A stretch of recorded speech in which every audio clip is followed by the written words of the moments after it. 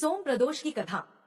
जय श्री कृष्णा, राधे राधे। आप सभी को सोम प्रदोष व्रत की हार्दिक शुभकामनाएं। सोम प्रदोष व्रत में भगवान शिव और माता पार्वती जी की पूजा की जाती है। मान्यताओं के अनुसार सोम प्रदोष व्रत करने से व्रत रखने वाले भक्तों के सभी दोष और पापों का नाश हो जाता है। इस व्रत को करने से सुहागिन महिलाओं का सुहाग सदा अटल रहता है। जो स्त्री पुरुष जिस कामना को लेकर इस व्रत को करते हैं, उनकी सभी कामनाएं कैलाशपति भगवान शंकर जी की कृपा से पूर्ण होती हैं। सूत जी कहते हैं कि त्रयोदशी व्रत करने वाले को 100 गौदान का फल भी प्राप्त होता है। इस व्रत को जो भी विधि विधान और तन मन धन से करता है, उसके सभी दुख दूर हो जाते हैं। आज की इस वीडियो में मैं आपको सुनाने जा रही हूँ सोम प्रदोष व्रत की बड़ी ही दुर्लभ कथा। आप सभी भक्तजन इन कथाओं को बड़ी ही श्रद्धा और प्रसन्नचित्त मन से सुनिएगा।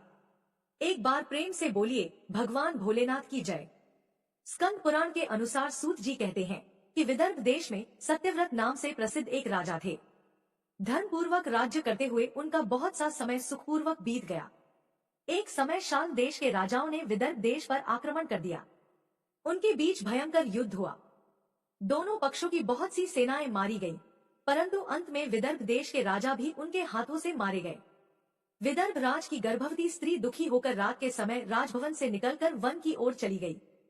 सुबह होने पर उस रानी ने जलाशय के किनारे एक वृक्ष के नीचे एक सुंदर से पुत्र को जन्म दिया। इसके बाद वह प्यास से व्याकुल होकर जलाशय में पानी पीने गई। इतने में ही एक घड़ियाल ने आकर उसे अपना ग्रास बना लिया। वह बालक पैदा होते ही माता पिता से हीन हो गया।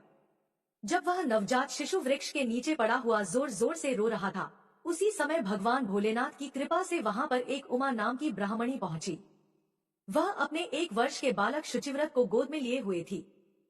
वह ब्राह्मणी बहुत ही गरीब और विधवा थी। वह भीख मांगकर अपना गुजारा करती थी। उस बालक को रोते हुए देखकर उसने मन ही मन सोचा कि यह तो बड़ी हैरानी की बात है कि यह नवजात शिशु, जिसकी अभी तक नाल भी नहीं कटी है, यहाँ पर पड़ा हुआ है। इसकी माता का वहां चली गई। जब वह ब्राह्मणी सोच में डूबी हुई थी, उसी समय वहां से एक सन्यासी गुजरे। वह ऐसे जान पड़ते थे मानो साक्षात शंकर भगवान हो। उन श्रेष्ठ भिक्षु ने उस स्त्री से कहा, हे ब्राह्मणी, तुम इस बालक की रक्षा करो, इससे तुम्हें परम कल्याण की प्राप्ति होगी। इतना कहकर वह दयालु भिक्षु वहां से चले गए। उनके जाने के बाद ब्राह्मणी ने उस बालक को लेकर अपने घर की ओर प्रस्थान किया।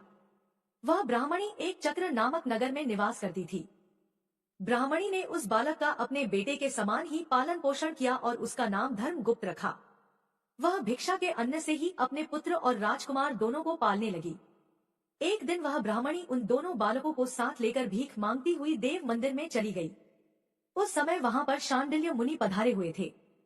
शांडिल्य मुनि को देखकर ब्राह्मणी ने उन्हें प्रणाम करके पूछा, हे ब्राह्मण, एक सन्यासी के कहने पर मैं इस बालक को अपने घर ले आई हूँ। अभी तक मुझे इसके कुल का पता नहीं चला, फिर भी मैं अपने पुत्र की तरह ही इसका पालन पोषण करती हूँ।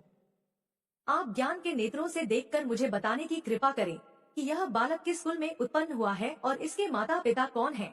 तब मुनिवर बोले, यह विदर्भ देश के राजा का पुत्र है। इतना कहकर शांडिल्य मुनि ने उस बालक के पिता के युद्ध में मारे जाने तथा उसकी माता के ग्राह द्वारा ग्रस्त होने का सब समाचार पूर्ण रूप से बताया। यह सुनकर ब्राह्मणी को और भी आश्चर्य हुआ।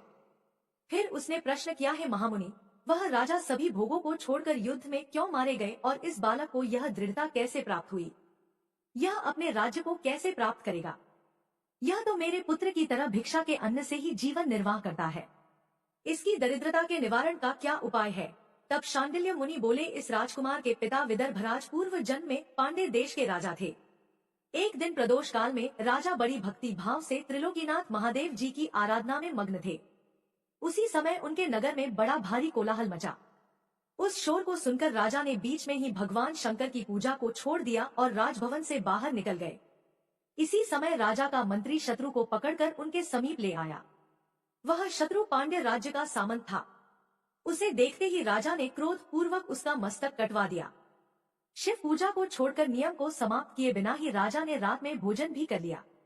इसी प्रकार राजकुमार भी प्रदोष काल में भगवान शिव की पूजा किए बिना ही भोजन करके सो गया। वही राजा अगले जन्म में विदर्भराज हुआ। शिव पूजा में विघ्न होने के कारण शत्रुओं ने उसके सुख भोग के बीच में ही मार डाला। पूर्व जन्म में जो उसका पुत्र था, इस जन्म में भी राजा का वही पुत्र है। भगवान शिव की पूजा का उल्लंघन करने के कारण यह दरिद्रता को प्राप्त हुआ है। इसकी माता ने पूर्व जन्म में छल से अपनी सौत को मार डाला था। उस महान पाप के कारण ही वह इस जन्म में ग्राह्य के द्वारा मारी गई।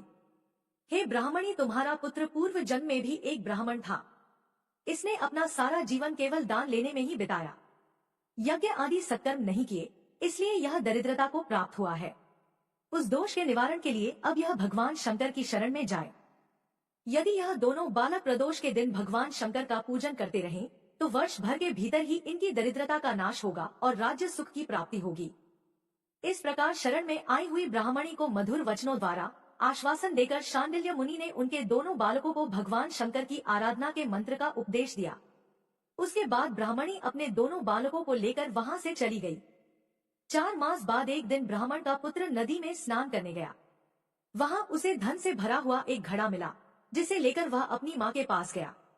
माँ धन से भरे हुए घड़े को देखकर खुश हो गई और उसने कहा, इसे अपने भाई के साथ आधा आधा बांट लो। मगर धर्मगुप्त ने इस धन में हिस्सेदारी से मना करते हुए कहा, मैं किसी अन्य के भाग्य का भागी नहीं हो सकता। प्रत्येक व्यक्ति स्वयं के कर्म का फल भोगता है। इस प्रकार प्रसन्नता पूर्वक भगवान शंकर की पूजा करते हुए उन दोनों कुमारों का एक वर्ष व्यतीत हो गया। एक दिन ब्राह्मण का पुत्र और राजकुमार वन में घूमने गए। मार्ग में उन्होंने देखा कि अनेक गंधर्व कन्याएं आपस में खेल रही थी। ब्राह्मण कुमार वहीं पर रुक गया और राजकुमार से बोला, हमें इससे आगे नहीं जाना चाहिए। यह गंधर्व कन्याएं हैं, किसी को भी अपनी ओर आकर्षित कर सकती हैं। मगर राजकुमार निडर होकर आगे बढ़ता गया। जब मुख्य गंधर्व कन्या ने राजकुमार धर्मगुप्त को देखा, तो वह उसके प्रति आकर्षित हो गई। उसने अपनी सभी सखियों को फूल चुनने के लिए भेज दिया और राजकुमार के पास आने की प्रतीक्षा करने लगी। उसे अकेला देखकर राजकुमार उसके पास गया और उससे बातचीत शुरू की। उसने बताया, मैं विदर्भ देश का राजकुमार हूँ। मेरे माता पिता अब इस संसार में नहीं है और शत्रुओं ने हमारे राज्य पर कब्जा कर लिया है। तब कन्या ने अपना परिचय देते हुए कहा, मैं विदर्भ नामक गंधर्व की पुत्री हूँ।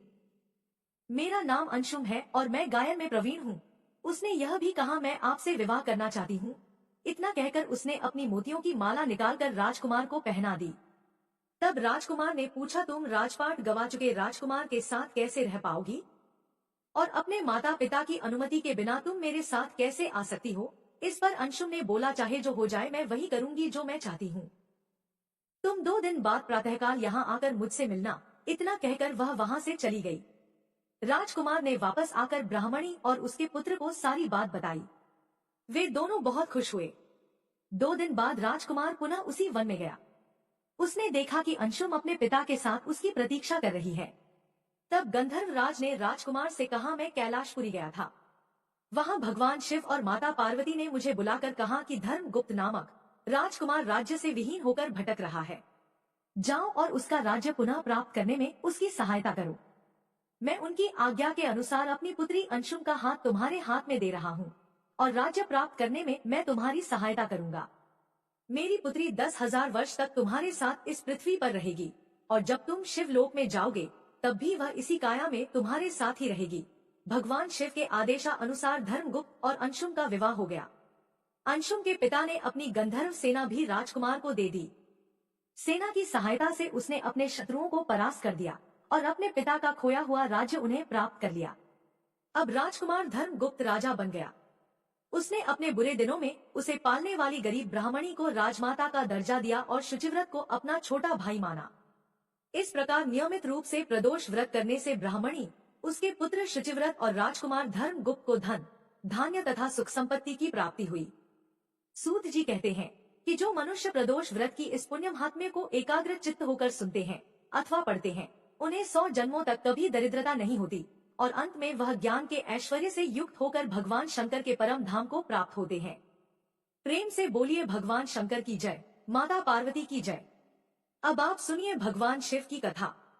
बहुत समय पहले वास्कल नामक गांव में बिंदु नाम का एक ब्राह्मण रहता था। वह अधर्मी, दुरात्मा और महापाप था। उसकी स्त्री बहुत सुंदर थी। उसका नाम चंचला था। वह सदा उत्तम धर्म का पालन करती थी, परंतु बिंदु वैश्यागामी था। इस तरह कुकर्म करते हुए बहुत समय व्यतीत हो गया।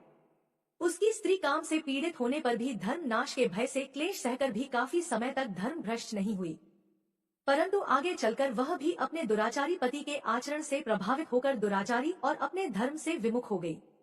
इस तरह दुराचार में डूबे हुए उन पति पत्नी का बहुत सा समय व्यर्थ बीत गया। वैश्यागामी दूषित बुद्धि वाला वह दुष्ट ब्राह्मण बिंदुकुरी के दुखों को भोगकर वह मूढ़ बुद्धि पापी विंध्य पर्वत पर भयंकर पिशाच हुआ। इधर उस दुराचारी बिंदु के जाने पर चंचला नामक स्त्री बहुत समय तक पुत्रों के साथ अपने घर में रहती रही। पति की मृत्यु के बाद वह भी अपने धर्म से गिरकर परपुरुषों का संग करने लगी थी। सती विपत्ति में भी अपने धर्म का पालन करना नहीं छोड़ती। यही तो तप है।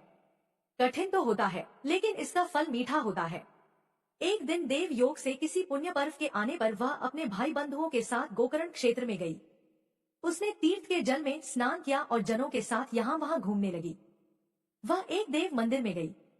वहाँ उसने एक ब्राह्मण के मुख से भगवान शिव की परम पवित्र एवं मंगलकारी कथा सुनी। ब्राह्मण कह रहे थे कि जो स्त्रियां व्यभिचार करती हैं, वे मरने के बाद जब यमलोक जाती हैं, तब यमराज के दूत उन्हें तरह तरह से यंत्रणा देते हैं। वे उसके कामांगर के डंडों से दागते हैं, तब लौह के डंडों से उनका संसर्ग कराते हैं। यह सारे दंड इतनी वेदना देने वाले होते हैं कि जीव पुकार पुकार कर कहता है कि अब वह ऐसा नहीं करेगा, लेकिन यमदूत उसे छोड़ते नहीं हैं। कर्मों का फल तो सभी को भोगना पड़ता है। देव, ऋषि, मनुष्य सभी इससे बंधे हुए हैं। ब्राह्मण के मुख से यह वैराग्य बढ़ाने वाली कथा सुनकर चंचला भय से व्याकुल हो गई। कथा समाप्त होने पर सभी लोग वहां से चले गए। तब कथा बांचने वाले ब्राह्मण से चंचला ने कहा, हे ब्राह्मण, धर्म को न जानने के कारण मेरे द्वारा बहुत बड़ा दुराचार हुआ है। स्वामी, मेरे ऊपर कृपा कर मेरा उद्धार कीजिए। आपके प्रवचन को सुनकर मुझे इस संसार से वैराग्य हो गया है। मैं मूढ़ चित्त वाली पापिनी को धिक्कार है, मैं निंदा के योग्य हूँ। मैं बुरे विषयों में फंसकर अपने धर्म से विमुख हो गई थी। कौन मुझ जैसी मार्ग में मन लगाने वाली पापिनी का साथ देगा?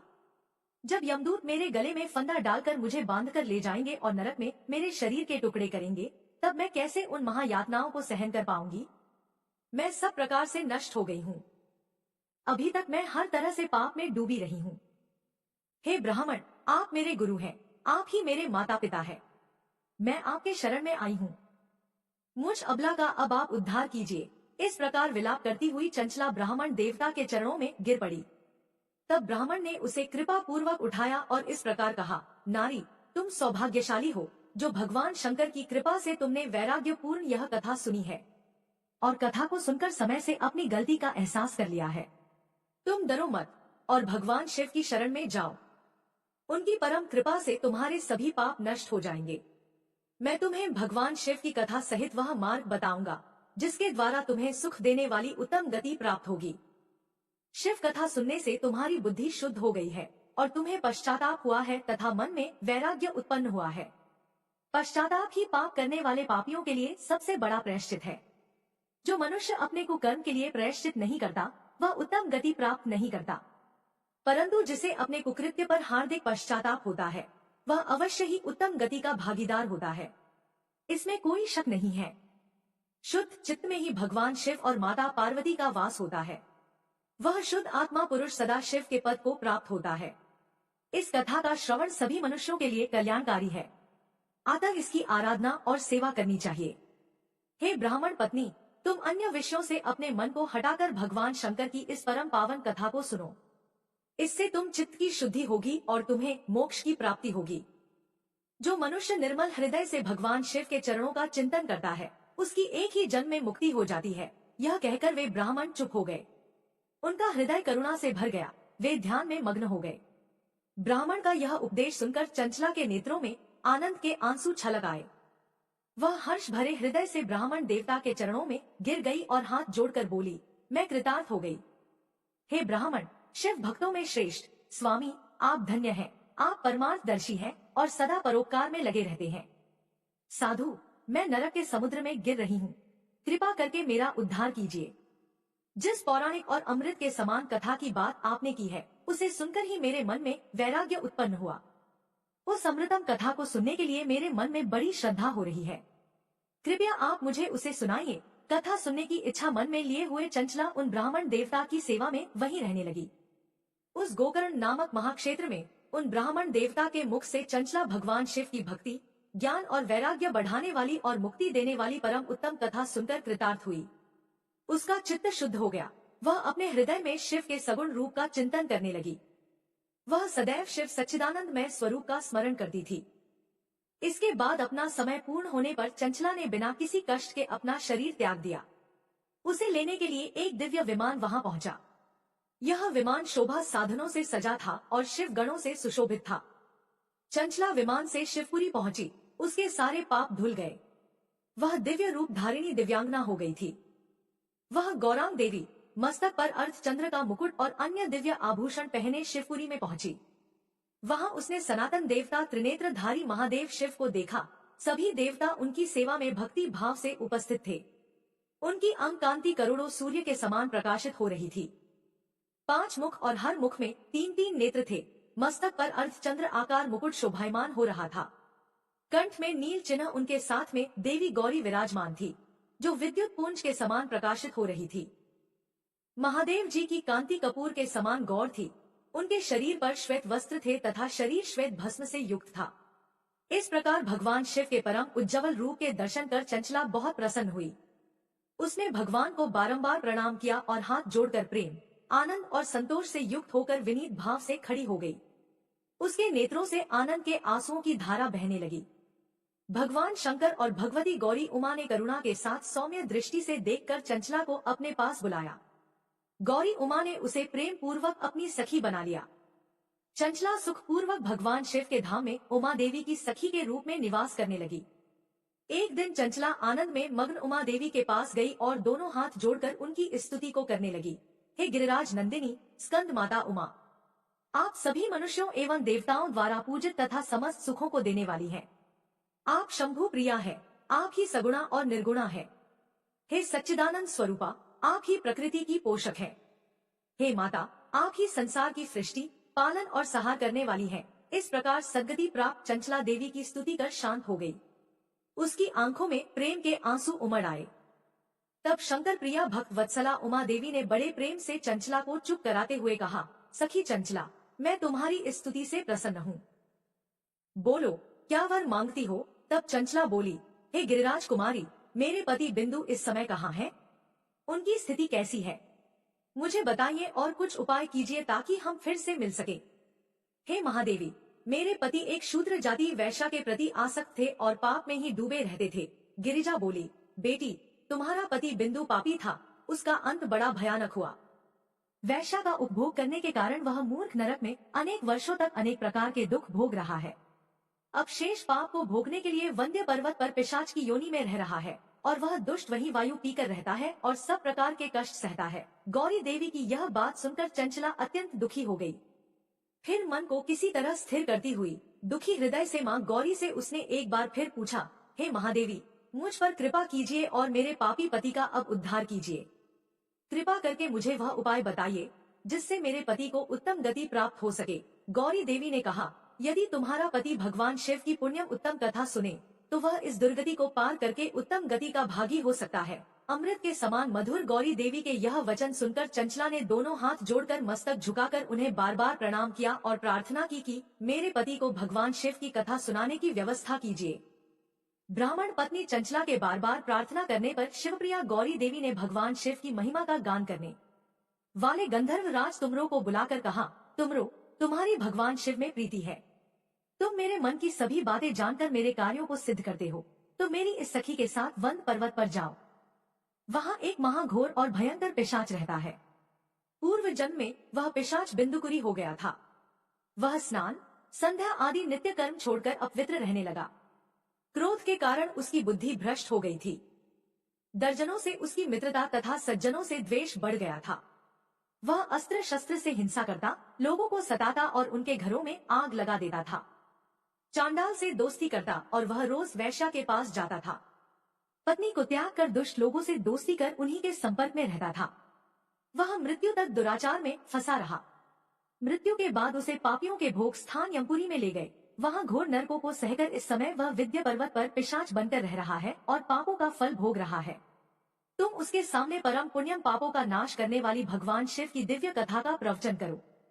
इस कथा के सुनने से उसका हृदय सभी पापों से मुक्त होकर शुद्ध हो जाएगा और वह प्रेत योनि से मुक्त हो जाएगा। दुर्गति से मुक्त होने पर उस बिंदु नामक पिशाच को तुम विमान पर बिठाकर भगवान शिव के पास ले आना। माँ उमा का आदेश पाकर गंधर्व राज तुमर प्रसन्नता पूर्वक अपने भाग्य की सराहना करते हुए चंचला को साथ लेकर विमान से पिशाच के निवास स्थान विद्या पर्वत पर गया। वहां पहुंचकर उसने विशाल आकृति वाले पिशाच को देखा। उसका शरीर विशाल था, उसकी ठोड़ी बड़ी थी। वह कभी हंसता, कभी रोता, कभी उछलता था। महाबली तुमर ने बिंदुपुरी के पश्चात तुमर ने कथा वाचन के लिए स्थान तलाश कर मंडप की रचना की। शीघ्र ही इस बात का पता लोगों को चल गया कि एक पिशाच के उद्धार हेतु देवी पार्वती की आज्ञा से तुमर भगवान शिव की कथा सुनाने वन पर्वत पर आया है। उस कथा को सुनने के लोभ से बहुत से देवर्ष वहां पहुंच गए। सभी को आदर पूर्वक स्थान दिया गया। पिशाच बिंदु को आसन पर बिठाया गया और तब तुमर ने परम उत्तम भगवान शिव की अमृत कथा का गान शुरू किया, जिससे सभी श्रोता कृतार्थ हो गए। परम पुण्यम कथा को सुनकर पिशाच सभी पापों से मुक्त हो गया और उसने पिशाच शरीर का त्याग कर दिया। शीघ्र ही उसका रूप दिव्य हो गया, उसका शरीर गौर वर्ण का हो गया। शरीर पर श्वेत वस्त्र एवं पुरुषों के आभूषण आ गए। इस प्रकार दिव्य देहधारी होकर बिंदु अपनी पत्नी चंचला के साथ स्वयं भी भगवान शिव का गुणगान करने लगा। उसे दिव्य रूप में देखकर सभी को बहुत आश्चर्य हुआ। उसका मन परम आनंद से परिपूर्ण हो गया। सभी भगवान महेश्वर के अद्भुत चरित्र को सुनकर कृतार्थ होकर उनका यशोगान करते हुए अपने अपने धाम को चले गए। बिंदु अपनी पत्नी चंचला के साथ विमान में बैठकर शिवपुरी की ओर चल दिया। महेश्वर के गुणों का गान करता हुआ बिंदु अपनी पत्नी चंचला और तुमर के साथ शीघ्र ही शिवधाम पहुंच गया। भगवान शिव और देवी पार्वती ने उसे अपना पार्षद बना लिया। दोनों पति पत्नी सुखपूर्वक भगवान महेश्वर एवं देवी गौरी के श्री चरणों में अविचल निवास पाकर धन्य हो गए। बोलिए उमा महेश्वर भगवान की जय।